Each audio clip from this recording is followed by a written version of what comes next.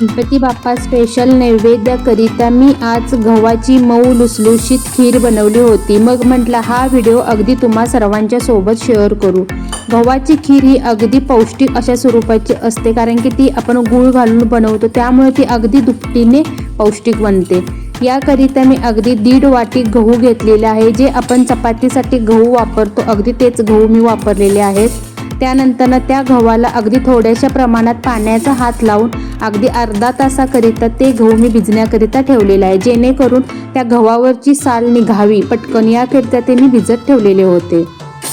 जास्त पाणी घालून ते काही भिजत ठेवायचे नाही, अगदी थोडासा पाण्याचा हात लावून पूर्ण गव्हाला चोळून ते गहू तसेच ठेवले होते। अर्ध्या तासानंतर मिक्सरच्या भांड्यामध्ये अगदी प्लस मोडवरती जाडसर भरड वाटून घेतली, जेणेकरून ते पुन्हा एकदा आपल्याला सुपामध्ये काढून अगदी चोळून त्याच्यावरचा आपल्याला कोंडा काढायचा आहे।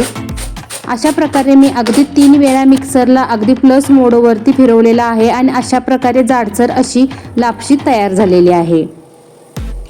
या गव्हाची पूर्णपणे कोंडा जावावा याकरिता अगदी सुपामध्ये घेऊन अगदी व्यवस्थितपणे ते पाकडून घ्यायचं आहे। त्यानंतर कुकरमध्ये ही लापशी घेतलेली आहे गव्हाची आणि अगदी पाणी घालून स्वच्छ धुतलेले आहे चोळून, जेणेकरून त्याच्यामध्ये जर काही कोंडा शिल्लक असेल तर तो कोंडा बाहेर जावावा याकरिता। त्यानंतर लापशीचे अगदी 4 पट होईल एवढे पाणी घातलेले आहे कुकरमध्ये आणि ही लापशी आपल्याला शिजण्याकरिता ठेवायची आहे। अगदी कुकरचे मी 5 ते 6 शिट्या काढून घेतलेल्या आहेत। मंद गॅसवरतीच कुकरच्या शिट्या काढून घ्यायच्या आहेत। गव्हाची लापशी अगदी मऊ अशा प्रकारे लुसलुशीत शिजलेली आहे। आता मी या कढईमध्ये अगदी 1 मोठा चमचा तूप घेतलेला आहे। तूप चांगले वितळले की यामध्ये अगदी ड्रायफ्रूटचे तुकडे, तुम्हाला जे काही ड्रायफ्रूट्स आवडतात अगदी ते तुकडे यामध्ये मी कट करून घेतलेले आहेत। काजू, बदाम आणि बेदाणे घेतलेले आहेत। ते चांगले अगदी ब्राऊन रंग येईपर्यंत तुपामध्ये मी मंद गॅसवरती तळून घेतलेले आहे। नंतर त्यामध्ये शिजवलेली लापशी अगदी व्यवस्थितपणे घोटून घेतलेली होती, ती कढईमध्ये ओतून घेतलेली आहे। अगदी व्यवस्थितपणे ड्रायफ्रूट्समध्ये मंद गॅसवरती ही खीर मिक्स करून घेतलेली आहे आणि त्यानंतर यामध्ये अगदी 1.5 वाटी होईल एवढा गूळ यामध्ये मी घातलेला आहे। तुम्ही तुमच्या आवडीनुसार कमी जास्त या प्रमाणामध्ये गुळाचा वापर करू शकता।